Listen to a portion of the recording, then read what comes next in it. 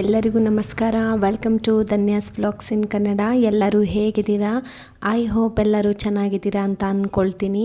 ಈ ವ್ಲಾಗ್ ಬಂದು ಸಂಡೇ ಪೂರ್ತಿ ದಿನದ ವ್ಲಾಗ್ ಆಗಿರುತ್ತೆ. ಸೊ ಸಂಡೇ ಆಗಿದ್ದರಿಂದ ನಾವು ಮನೆ ದೇವ್ರ ದೇವಸ್ಥಾನಕ್ಕೆ ಹೋಗಿಬಿಟ್ಟು ಬರೋಣ ಅಂತ ಹೇಳಿಬಿಟ್ಟು ಮೊದಲೇ ಪ್ಲ್ಯಾನ್ ಮಾಡ್ಕೊಂಡಿದ್ವಿ. ಸೊ ಹಾಗಾಗಿ ನಾನು ಬೆಳಿಗ್ಗೆ 4:15ಗೆ ಎದ್ದುಬಿಟ್ಟು ಎಲ್ಲನೂ ರೆಡಿ ಮಾಡ್ಕೊಳ್ತಾ ಇದ್ದೀನಿ. ಮೊದಲಿಗೆ ಕಿಚನ್ನೆಲ್ಲ ನೀಟಾಗಿ ಕ್ಲೀನ್ ಮಾಡಿದ್ದಾದ ನಂತರ ನಾನಿಲ್ಲಿ ಸ್ವಲ್ಪ ತಿಂಡಿಗೆ ಟೊಮೊಟೊ ಬಾತನ್ನ ಮಾಡ್ಕೊಳ್ಳೋಣ ಅಂತ ಹೇಳಿಬಿಟ್ಟು ಸಿಂಪಲ್ಲಾಗಿ ನಾನು ಟೊಮೊಟೊ ಬಾತನ್ನ ಮಾಡ್ಕೊಂಡಿದ್ದೆ. ಪೂರ್ತಿ ರೆಸಿಪಿಯನ್ನು ಕ್ಯಾಪ್ಚರ್ ಮಾಡೋಕ್ಕೆ ಹೋಗಲಿಲ್ಲ. ನಾನು ಆಲ್ರೆಡಿ ಈ ರೆಸಿಪಿನ ಶೇರ್ ಮಾಡಿದ್ದೀನಿ, ಹಾಗಾಗಿ ಮತ್ತೇನು ಶೂಟ್ ಮಾಡ್ಕೊಳ್ಳಿಕ್ಕೆ ಹೋಗಲಿಲ್ಲ.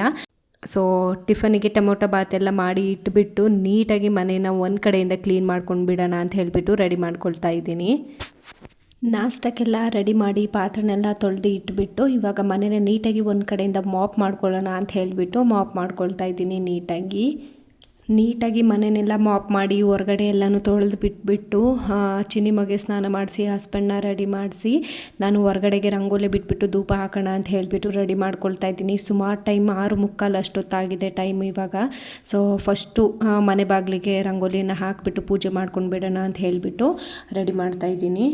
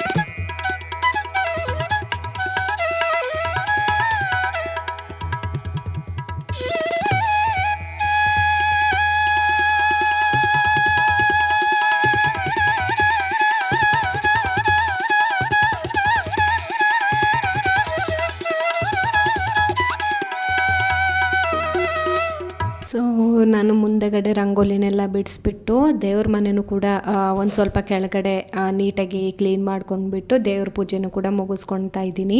ಸೊ ನೀಟಾಗಿ ಬೇಗ ಬೇಗ ದೇವ್ರ ಪೂಜೆನೆಲ್ಲ ಮುಗಿಸ್ಕೊಂಡು ನಾವು ದೇವಸ್ಥಾನಕ್ಕೆ ಹೋಗಲಿಕ್ಕೆ ಅಂತ ಹೇಳಿಬಿಟ್ಟು ಪ್ರಿಪೇರ್ ಆದ್ವಿ. ಸೊ ಟೈಮ್ ಕೂಡ ಇರಲಿಲ್ಲ ನನಗೆ. ಬೇಗ ಬೇಗ ಸ್ವಲ್ಪ ಬಿಸಿಲು ಇರೋದ್ರಿಂದ ಬೇಗ ಹೋದರೆ ಬೇಗ ಬರ್ಬೋದು ಅಂತ ಹೇಳಿಬಿಟ್ಟು ಬೇಗ ಬೇಗ ರೆಡಿ ಮಾಡ್ಕೊಳ್ತಾ ಇದ್ದೀನಿ. ಸೊ ಪೂಜೆ ಎಲ್ಲನೂ ನಿಧಾನಕ್ಕೆ ಕೂತ್ಕೊಂಡು ಮುಗಿಸ್ಕೊಂಡೆ ನಾನು ಆರಾಮಾಗಿ. ಸೊ ಅದಾದ ನಂತರ ನಾವು ಹೊರಡಲಿಕ್ಕೆ ರೆಡಿ ಆಗ್ತಾ ಇದ್ದೀವಿ. ಇವಾಗ ಸ್ವಲ್ಪ ಟಿಫನ್ನ ತಿಂದ್ಕೊಂಡು ಚಿನಿಮಗೂ ಕೂಡ ಸ್ವಲ್ಪ ಹಾಲೆಲ್ಲ ಕುಡಿಲಿಕ್ಕೆ ಕೊಟ್ಬಿಟ್ಟು ನಾವು ಕೂಡ ರೆಡಿ ಆಗಿಬಿಟ್ಟು ಇವಾಗ ಹೊರಡ್ತಾ ಇದ್ದೀವಿ. ಅಷ್ಟರೊಳಗೆ ಹಾಕಿ ಚಿನಿಮ ರೆಡಿಯಾಗಿದ್ಲಲ್ಲ, ಪುಟ್ಟಾಗಿ ಒಂದು ಪೋಸ್ ಕೊಟ್ಟಳು. ಆಮೇಲೆ ಅಮ್ಮ ಅಂತ ಹಾಕ್ಕೊಂಡು 3 ಜನದ್ದು ಒಂಚೂರು ಕ್ಲಿಪ್ಪಿಂಗ್ಸ್ನ ತಗೊಂಡೆ ಇದನ್ನು. ಅದಾದ ನಂತರ ಆಟೋನೂ ಬುಕ್ ಮಾಡಿದ್ವಿ. ಆಟೋ ಬರೋರಿಗೆ ಚಿನಿಮ ಬ್ಯಾಗೆಲ್ಲ ಹಾಕ್ಕೊಂಡು ಹಿಂಗೆ ಆಡ್ತಾ ಇದ್ಲು. ಬಾಯಿ ಕಡೆ ಫೋಟೋ ತೆಗಿತೀನಿ ಅಂದರೆ ಬರಲಿಲ್ಲ. ಅದಾದ ನಂತರ ನಾವು ಹೊರಟಿ ದೇವಸ್ಥಾನಕ್ಕೆ ತಲುಪಾದ್ಮೇಲೆ ವಿಡಿಯೋನ ಶುರು ಮಾಡಿದೆ. ಮೊದಲಿಗೆ ನಾವಲ್ಲಿ ಗಂಗಾ ಪೂಜೆಯನ್ನು ಮಾಡ್ಕೊಳ್ತಾ ಇದ್ದೀವಿ.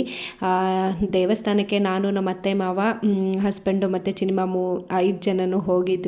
ಸೊ ಅದಾದಮೇಲೆ ಪೂಜೆನ ಮುಗಿಸ್ಕೊಂಡು ಗಂಗಾ ಪೂಜೆನ ನಾವು ಇಲ್ಲಿ ಬೆಟ್ಟದ ಕಡೆ ಹೊರಟ್ವಿ. ಸೊ ಜಾತ್ರೆ ಮುಗ್ದಿದ್ರಿಂದ ರಶ್ ಏನು ಇರಲಿಲ್ಲ ಅಷ್ಟೊಂದು.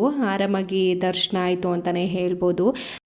ಸೊ ಗೊತ್ತಲ್ಲ, ಮಗಳಿಗೆ ಅಂಬಾರಿ ಅಪ್ಪ ಇಲ್ಲಿ ಹೊತ್ಕೊಂಡಿದ್ದಾರೆ ಅವರಪ್ಪ. ಸೊ ಅದಾದಮೇಲೆ ಮೆಟ್ಲ ಹತ್ರ ಹೋಗೋ ತನಕ ಎತ್ತಿಸ್ಕೊಂಡ್ಲು ಅಷ್ಟೇ. ಅದಾದಮೇಲೆ ಬಿಡಿ ನಾನೇ ಹೋಗ್ತೀನಿ ಅಂದ್ಬಿಟ್ಟು ಪೂರ್ತಿಯಾಗಿ ಬೆಟ್ಟನ ಅವಳೊಬ್ಬಳೇ ಹತ್ತಿದ್ಲು. ನಮಗಂತೂ ಫುಲ್ ಆಶ್ಚರ್ಯನ ಆಗ್ಬಿಡ್ತು.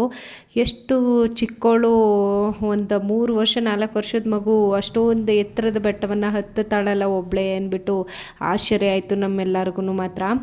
ಸೊ ನೋಡ್ತಾ ಇರ್ಬೋದು ನೀವೇ. ಬಟ್ ನಮಗೇನೆ ಸ್ವಲ್ಪ ಹತ್ತುತ್ತಾ ಇರಬೇಕಾದ್ರೆ ಸುಸ್ತಾಗಿ ಸ್ವಲ್ಪ ಹೊತ್ತು ರೆಸ್ಟ್ ತೊಗೊಂಡು ಹತ್ತುತ್ತಾ ಇದ್ವಿ. ಸೊ ಅವಳು ಮಾತ್ರ ಸ್ವಲ್ಪನೂ ಎನರ್ಜಿ ಡ್ರಾಪೇ ಆಗಿಲ್ಲ ಅವಳದು. ಆರಾಮಾಗಿ ಒಬ್ಳೇನೆ ಹತ್ತಿದ್ಲು. ಅಲ್ಲಿ ಅವ್ರ ಡ್ಯಾಡಿ ಕೈ ಹಿಡ್ಕೋತೀನಿ ಕೊಡು ಅಂದ್ರೂ ಕೊಡ್ತಾ ಇಲ್ಲ, ನಾನು ಒಬ್ಳೇನೆ ಹತ್ತೀನಿ ಅಂದ್ಬಿಟ್ಟು. ಅದಾದಮೇಲೆ ಅವ್ರ ಪಪ್ಪನೂ ಅಜ್ಜಿನೂ ಕಾಲು ನೋವು ಬಂದುಬಿಡುತ್ತೆ ಅವಳಿಗೆ ಅಂದ್ಬಿಟ್ಟು ಮಗಳೇ ನಮಗೆ ಎತ್ತಕ್ಕಾಗ್ತಿಲ್ಲ ಕರ್ಕೊಬಾ ಅಂತ ಕೂಗಿದ್ರು. ಆಮೇಲೆ ಸ್ವಲ್ಪ ಹೊತ್ತು ಬಂದು ಕೈ ಹಿಡ್ಕೊಂಡ್ಲು. ಅದಾದಮೇಲೆ ಹೋಗ್ಬಿಟ್ಟು ಬೆಟ್ಟನ ಹತ್ತಿಬಿಟ್ಟು ಆಲ್ಮೋಸ್ಟ್ ಅಲ್ಲಿ ಇನ್ನೊಂದು ಸ್ವಲ್ಪ ಹತ್ತಿರದಲ್ಲಿದ್ವಿ. ಆವಾಗ ಇಲ್ಲಿ ಈ ಥರದ್ದೊಂದು ಹರಕೆನ ಸಲ್ಲಿಸ್ತಾ ಇದ್ರು. ಸೊ 101 ಮೆಟ್ಲಿಗೂ 101 ಕಾಯಿ, ಹಣ್ಣು, ಹೂವು, ದಕ್ಷಿಣೆ ಎಲ್ಲ ಇಟ್ಟು ಪೂಜೆಯನ್ನು ಮಾಡಿಸ್ತಾರೆ ಹರಕೆ ಹೊತ್ಕೊಂಡಿದ್ರೆ. ಅದನ್ನು ಸ್ವಲ್ಪ ಕ್ಯಾಪ್ಚರ್ ಮಾಡಿಕೊಂಡೆ ನಾನು. ಸೊ ತುಂಬ ಚೆನ್ನಾಗಿ ಪೂಜೆನ ನಡೆಸಿದ್ರು. ಅಂತೂ ತುಂಬ ಚೆನ್ನಾಗಿತ್ತು, ನೋಡ್ತಾ ಇರ್ಬೋದು ನೀವೇ. ಸ್ವಲ್ಪ ಇನ್ನೊಂಚೂರು ಬೇಗ ಹೋಗಿದ್ದಿದ್ರೆ ಸ್ವಲ್ಪ ಮಂಜು ಎಲ್ಲ ಬೀಳ್ತಾ ಇತ್ತಲ್ಲ, ಸೊ ಆವಾಗ ಇನ್ನೂ ತುಂಬ ಚೆನ್ನಾಗಿರೋದು ಅಂತ ಅನಿಸುತ್ತೆ.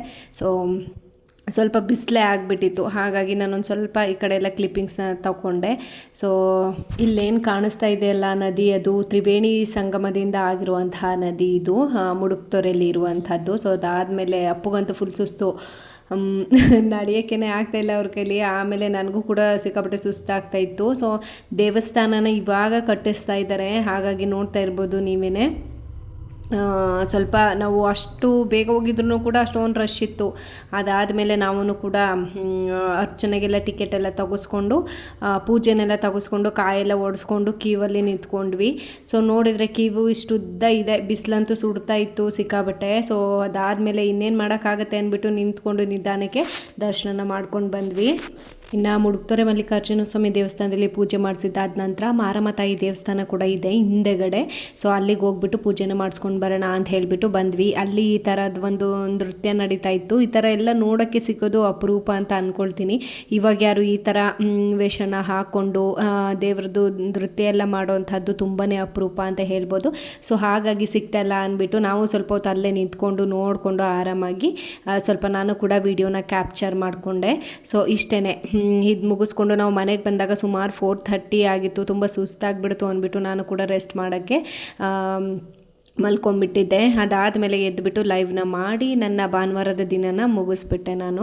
ಸೊ ವ್ಲಾಗ್ ಇಷ್ಟೇ. ವ್ಲಾಗ್ ಇಷ್ಟ ಆಗಿದೆ ಪ್ಲೀಸ್ ಲೈಕ್ ಮಾಡಿ, ಹಾಗೆ ಚಾನಲ್ಗೆ ಸಬ್ಸ್ಕ್ರೈಬ್ ಮಾಡ್ಕೊಳ್ಳಿ. ವಿಡಿಯೋಗೆ ಹೈಪ್ ಬಟನ್ ಇರುತ್ತೆ, ಪ್ಲೀಸ್ ಹೈಪ್ ಬಟನ್ನ ಕೊಟ್ಟು ಸಪೋರ್ಟ್ ಮಾಡಿ ಅಂತ ಕೇಳ್ಕೊಳ್ತೀನಿ. ಹಾಗೆ ನನ್ನ ವ್ಯೂವರ್ಸಲ್ಲಿ ಯಾರ್ದಾದ್ರೂ ಮುಡುಕ್ತೊರೆ ಮಲ್ಲಿಕಾರ್ಜುನ ಸ್ವಾಮಿ, ತಾಯಿ ಭ್ರಮರಾಂಬಿಕೆ, ಬೆಟ್ಟಳ್ಳಿ ಮಾರಮ್ಮ ನಿಮ್ಮ ಮನೆ ದೇವರಾಗಿದ್ದರೆ ಕಾಮೆಂಟ್ ಮಾಡಿ ತಿಳಿಸಿ ಆಯಿತಾ. ವಿಡಿಯೋನ ಕೊನೆಯವರೆಗೆ ನೋಡಿದ್ದಕ್ಕಾಗಿ ತುಂಬ ಹೃದಯದ ಧನ್ಯವಾದಗಳು. Thank you so much my all viewers. Thank you. ಸಿಗ್ತೀನಿ ಇನ್ನೊಂದು ವಿಡಿಯೋದಲ್ಲಿ. ಅಲ್ಲಿವರೆಗೂ ಟೇಕ್ ಕೇರ್, ಬೈ ಟಾಟಾ ಎಲ್ರಿಗೂ.